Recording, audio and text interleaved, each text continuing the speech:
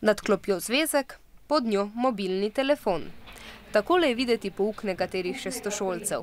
Uporaba telefonov je pri pouku sicer prepovedana, ampak pa saj veste sami.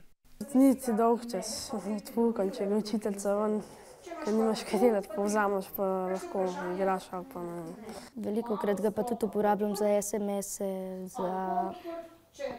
za klice, pa si pač slušalko napeljem gor, kapuco gor, pa pojem. Včasih pa je telefon tudi nedovoljen učni pripomoček. Recimo kalkulator pri matematiki ali pa pri angleščini prevajalnik. A med šestošolci mobilni telefon v šoli večinoma uporabljajo le fantje. Če bi ga uporabljala, pa bi mi ga zaplenili, pa verjetno bi se pol moji starši razjezili zelo in pol ga rajši ne uporabljam.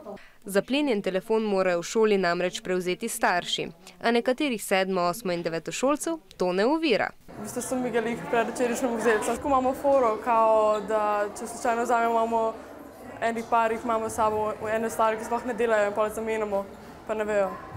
S takšnimi triki v šoli učenci sicer mogoče lahko prelisičete kakšnega učitelja. A ni ga trika, s katerim bi prekrili previsok telefonski račun, ki ga za večino od vas poravnajo starši.